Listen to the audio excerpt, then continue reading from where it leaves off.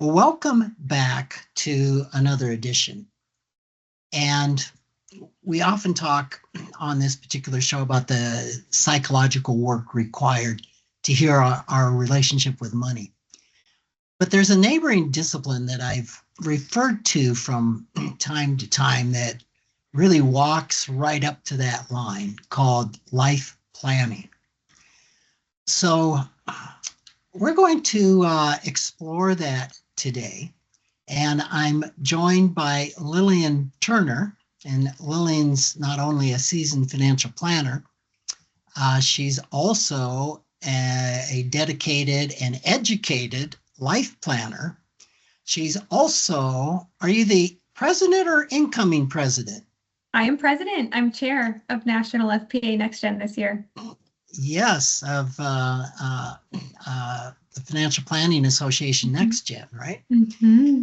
And in so many ways, she represents the future of a profession that's really rapidly moving from a numbers first, a math first mentality to a human first mentality.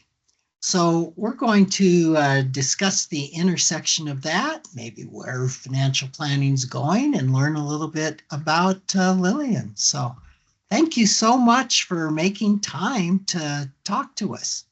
Of course. Thank you, Rick. Honored to be here. Big fan of the show. Well, I think, when did we first meet? Was it at GGU or was it before that? I believe it was before that. So I believe the first time, at least I encountered you, was the Nazarene gathering in Cannon Beach, which must have been 2021 or 2022. And that was before my time at Golden Gate. Maybe it was 2022. I think it was 2022. Yes, Yep. but I'd certainly heard of you and listened to you before, maybe read a book or two by you before. And then you were one of the big reasons I went to Golden Gate University, because I loved that the teachers were actual professionals. They all, like you, Sandra Davis, Elizabeth Toton, all worked in the field. You weren't just academics. If there's anything wrong with just being an academic, but you were practitioners. That's the word. You were also practitioners. And that was really exciting to me to learn from that. That's one of the strengths of that particular program. Yes. That you have doers teaching it. And we can tend to not be as academic as the academics, and there's a place for both. But we can, the academics, especially the researchers, trail along after the practitioners. Yes. To prove what they're doing is right, or to let them know that maybe that was a little bit of bias on your part. Yeah, there's a difference for sure. So you were in the GGU program, got your graduate certificate in financial life planning. Yes. What have you done since then? Ooh, just a few things. Yeah. I've been a busy gal. So right after I finished the program at Golden Gate University, I started working at a firm that I actually got connected with by meeting a student at Golden Gate University. So it's been a huge stepping stone in my career. Just a little plug for GGU. But I started working at a firm that was doing the work of George Kinder and some of the 3 questions in discovery meetings. We weren't doing a ton of other life planning exercises, but even just being exposed to the 3 questions alone and being able to have a front row seat to the impact it was having on clients was game changing for me. And so about 6 months into that experience, I actually went for my RLP, Registered Life Planner certification. And it was, I believe, January of 2024 that I went to Maui to George Kinder's home for the Evoke training, which is a 5-day, incredibly experiential training where you're with a small group of other financial planners and you get life planned yourself as you're learning to life plan clients.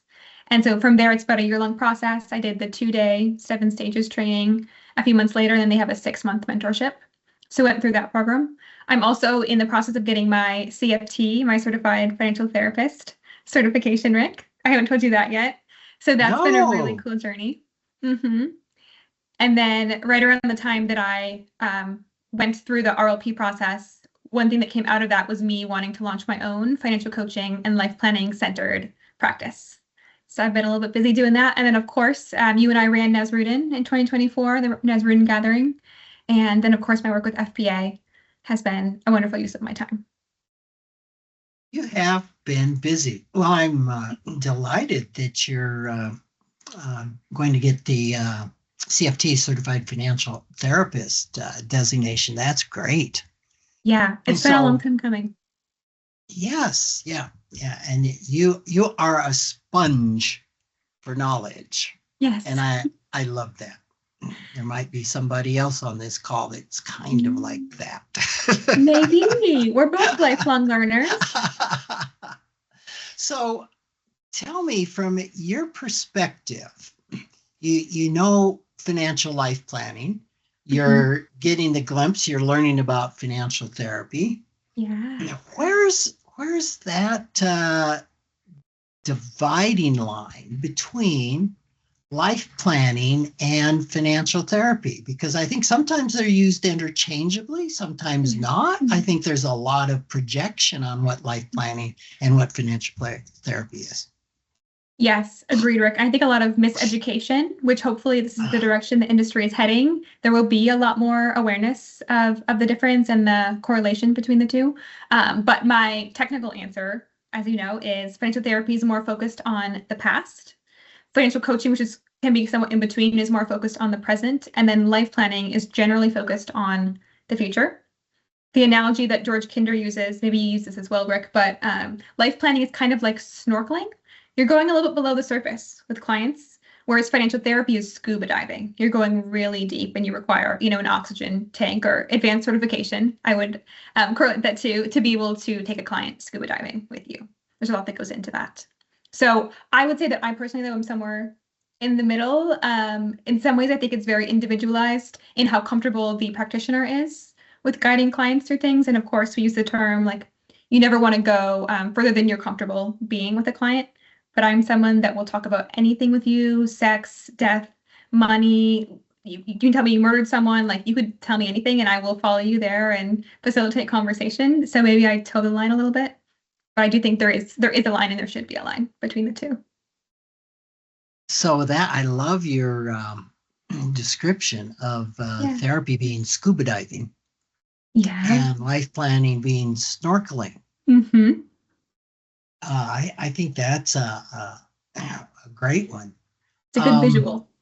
Yeah, absolutely. It really brings that to life. Mm-hmm. So tell me about when you're doing financial life planning with somebody. Tell me first a little bit of what can somebody expect from a financial life planner? Ooh. Well, the first thing they can expect is really good listening and a lot of pauses.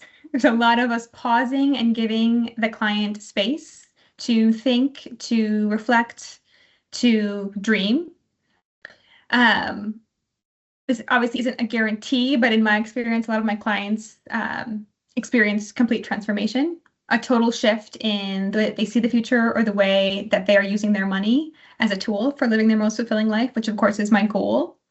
But I do also tend to notice a little bit of a generational difference. And by that, I mean some of my younger clients who are, 25 to 30, they have a very long time horizon, hopefully till, the end of their financial plan or the rest of their life.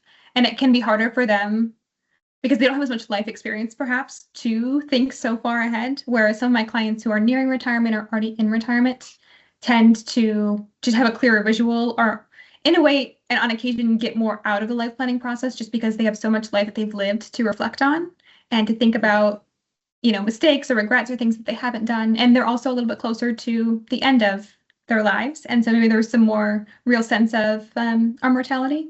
And it's a little bit of a different experience. You make me think of. I think it might have been the time that Ted Klontz came up and went through one of my 2-day. I used to do the 2-day for George Kinder. Okay. Yeah. Yeah. In fact, George and I got a gig in London to do the 2-day, and George and I did the 2-day in London together. How fun! I wish I could have been in that room. A long time ago. I'm sure it was amazing. I remember in this particular one, I had someone in there who they were clients, and I gave them the 3 questions. Yeah. And I won't give it all away. Most people listening to the podcast have done the 3 questions. Yeah. But the second question was, if you have 5 years to live, what would change? What would you do? What would be your hopes? What would you do with that? And I had a client that was 80. And he's like, Rick, my answer to that question is no different than the first one. It reminded me that there may need to be some reframing to an older person, because to your point, they don't have a lot of runway left. Yes. So that's the first time it occurred to me, like, oh, whoops.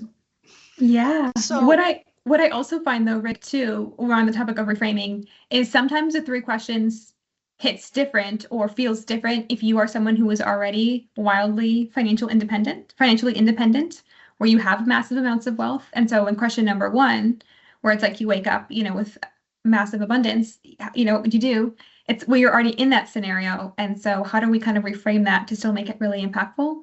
And so sometimes I'll reframe the question as to, like, imagine you had all of the peace and the fulfillment in life, or all of the, the abundance, something like that, depending on kind of where they are. How would you spend your time, versus so focused on like the dollar amount or the financial side of things? So there are times where the 3 questions requires a little bit of some improv, I'll say. Yeah, absolutely. And that remains one of the best exercises. I think that was George Kinder's gift to life planning. If I had to come down with one thing, was that was his. I don't know. Mine might be money scripts. Yeah.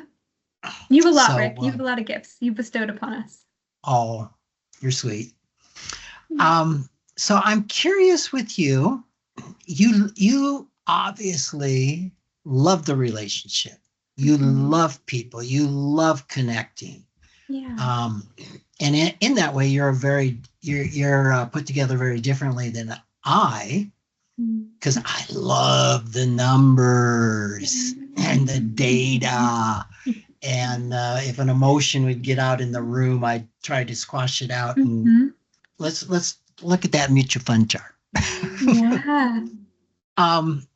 So for me to learn that I have a right brain has been a very long and expensive trip. Where this is where you fall naturally. Would that be true?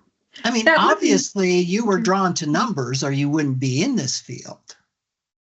Yes and no. I do feel like going through like my finance programming in undergrad, I was very much the oddball out. I didn't love like the stock options class and the investment analysis and the international relations. Ended up doing a independent study my senior year of school on behavioral finance, because I didn't have the terminology for financial therapy or life planning. And so that was the only word I could think of. But I will say I've had a really deep interest in the psychology of money for the longest time, and almost more like the concept of money fascinates me more than like the technical side of things, the dollar amounts or the stock market. Like I couldn't care less what the S&P 500 is at today. It doesn't matter to me. I can't control it. So why am I going to obsess over it? So you're the perfect life planner. And where do you see that division? I know we've delineated life planning being snorkeling and financial therapy being scuba diving. Can you let listeners know what is that difference? How do you, as a life planner in the past, determine that there's financial therapy needed in this case? Yeah, that's a great question, Rick. And I think it's a little bit of a work in progress. I'm very much an independent thinker and problem solver, and I want to be the one to help you. I don't like, delegating ever or outsourcing my problems. So I almost always attempt to fix the problem unless I can sense at the very beginning that there's something deeper going on, which is rare. But for example, we had a client a few years ago who it turned out he had a little bit of, I wouldn't call it gambling, more like sports betting kind of addiction. And he would buy all of these sports cards on eBay, and then he would hide the transactions from his wife, and he ended up actually blocking his wife's emails from our team. So she was trying to email her financial planner, but we weren't getting it because her husband blocked it. And so we caught it, later on. It wasn't like from the beginning in an intro call, I could sense that this was an issue. It was very much deep rooted and underlying. And so at the time we brought in a financial therapist to kind of help our team develop the skills to help him. But I think in many cases, to the extent that you can tell if you're sensing any sorts of addiction, I often see clients who, are wild overspenders, but to me, that's a cause for just a deeper look under the hood before diagnosing whether it's a behavior problem, a mental block, a mindset shift, or a money script that's coming into play, and how best to treat it. But for the most part, my point is, if I can sense initially that there is an underlying problem that I am not equipped to handle, I refer them immediately to a financial therapist. But I think it's hard to tell oftentimes what if they actually need a financial therapist, or if it's something that they just need to share with someone or talk about, or they just want some support or accountability, and that ends up solving the problem. Yeah. So it's hard. And that makes a lot of sense to me that there's a lot of gray. There's a lot of gray. Remember once at an Asruden gathering, there was two people that were discussing, when does therapy end? When does what you're going to say become therapeutic? Yeah. And where is that line that a planner needs to hand off a client? And there was one person who contended it's a very clear line. There was another one that contended it's really gray. I know where the line is on the far left. I know where the line is on the far right. But there's a lot of gray in the middle. And I remember he said, if a client tells you or asks you, how long is the suicide clause in my life insurance policy? How many years? The next statement you make may be therapeutic. Makes sense. And I'll never forget that debate between the two. And I probably fall into the gray area. Yeah. Somebody who's more clinical driven, psychologist who's more diagnostic may draw a line in the sand more than we do. Right. Well, and we're not equipped as CFPs, especially, to detect these sort of issues. We're not taught any sort of marriage and family therapy counseling techniques or anything. It's very technical with the CFP curriculum. I think they did just add some sort of behavioral component or psychological component that wasn't even present when I did the CFP in 2020. But we're not equipped to diagnose or to tell as professionals. So how would we know? But I think also, to your point, Rick, is it's very individual. For me, I go to the point where I'm uncomfortable, or it's very clear to me that there's a problem that I can't help a client work through. But I think for others who are very uncomfortable with emotions, they might see a client break out into tears and then think, oh my gosh, they need therapy, immediately refer out. Yeah, and I think you nailed it, Lillian. You might have had a professor once that said, you've gone too far. You've already said this. You've gone too far when you feel uncomfortable. Yes. And back to my point with me, I felt uncomfortable very quickly with emotions, where you can really be in that space. I can. I love when clients cry. Bring it on. And I would probably bring out that not necessarily all therapists have their continuum where they're comfortable with clients and where they're going. So it can be pretty fuzzy. I'm curious, you mentioned that we're not trained, we probably being life planners, or financial therapists that don't have formalized training or licenses. Yeah. I'm wondering what your thoughts are if you have ever thought about getting training like an MFT or Every day. clinical. Huh? Every Every day? day.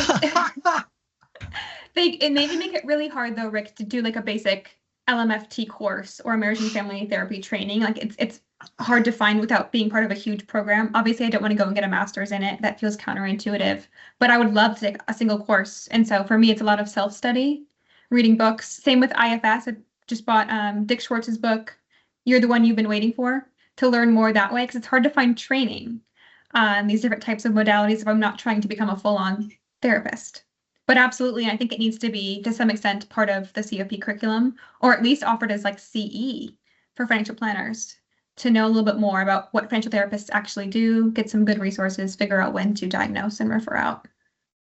I've been on in the same vein, I've been on a little bit of a kick in the last year of speaking to planners, suggesting that they get training in marriage counseling. Yes. Yeah, I think you were there and At when I FPA spoke to the annual. FPA. Yeah. Yes, it was a great session. That there's all sorts of training that's out there that could further equip financial planners, financial life planners, even financial therapists in what they're doing. Now, I'm fascinated that you kind of lifted the hood on IFS. Well, you've influenced me, but I keep hearing about it. And honestly, Rick, I use myself as my own like guinea pig sometimes. So I just got married in December and I dragged my fiance at the time to couples therapy for 6 to 8 months because I wanted the experience. And I would talk to my couples therapist about IFS and different modalities and say like, hey, can you guide me from this perspective or this side of the therapy? And so just so I can like learn while I'm doing it myself, which is call me crazy. I love it. I got a lot from it. That's called a twofer, Lillian. Yes. Is that a business write-off though? Can I like write that off on my taxes?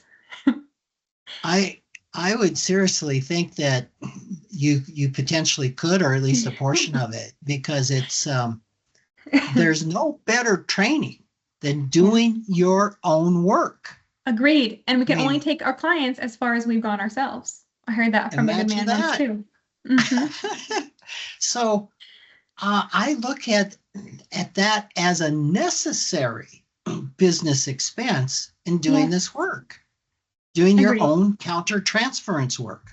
Mm-hmm. Oh, absolutely. My own counter-transference. Yes, 100%. So you've read the book. Was it No Bad Parts? Is that what you mentioned? No, which book? One after that, You're the One You've Been Waiting For, which is about IFS in a relationship model or relationship dynamic. Excellent. Yeah. And I think a lot of my listeners know that there was once upon a time, you could be a practitioner like you and I, not be licensed therapist, and you could get the IFS training. Right. And you could become certified as I did. And they cut that off 2 years ago, 3 years ago. But there is a path open, and I probably have mentioned this to you, called Stepping Stones. Okay, remind me. It's IFSCA. Okay. That's IFS Counseling Association. They're out of Canada. Yes. Okay. I have looked at this before. Yeah. And my co-facilitator, were you in class with Stephanie Jenkin? Yes. Yes, she was the TA. Was she the TA? I believe she was the TA. Yeah. Okay. Was she still she's now my co-facilitator. And she just signed up for the Stepping Stones program. Oh, cool. Kind of been nudging her. I think this is okay to say on a podcast. Hope it is, Stephanie. And she was so excited. They had their initial meeting. They start in January and I think September of each year. And it's a 16-week course. Yeah. And I haven't seen her more excited about something. Okay. So that is open.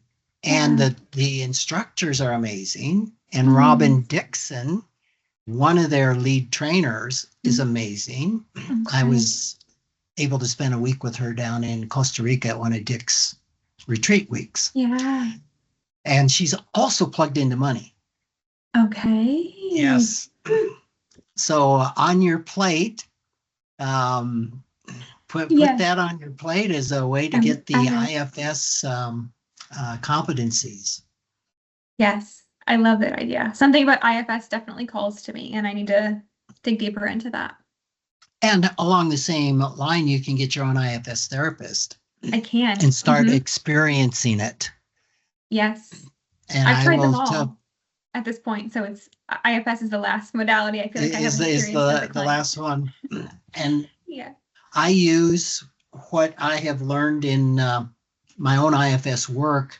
50% of what I will do in a client session comes from doing my own work, my Wow. own weekly IFS therapy. So It's I fascinating. love your excitement and enthusiasm and how you just want to learn it all. Thank you. I'm blessed that it is a passion of mine. I genuinely enjoy it, but I also do strongly believe it is where the industry is going towards more of this behavioral focused, human centered financial planning. I mean, you know firsthand, Chad, AI can do a lot of the technical stuff for us. Obviously, not everything, and there's still value in having a full financial planner. But I think the real value for us as CFPs is going to be in a little bit more of the life planning side of things and a little bit of the financial therapy and just listening and being human. Totally. Lillian, Yes. where can people find you on Ooh. the internet? Yes. If you want to check out my financial coaching and life planning practice, the website is daringgreatlywealth.com. I'm also on LinkedIn under Lillian Turner, and I have a decent following on Instagram. My handle is at Miss Lillian Hope. So you can find me there. Miss Lillian Hope. Miss Lillian Hope. Well, thank you so much for taking time. I know you've got to jump to another meeting right after this. I do, And yeah. I just really appreciate your enthusiasm. You're one of the new pioneers in whatever's coming down the pike. And just enjoyed you as a student, enjoy you as a colleague, and really appreciate everything you're bringing to the profession. Thank you, Rick. I learned from the best. Wouldn't be here without you and many of the other greats. So thank you. Thank you, Lillian. Take care. Of course.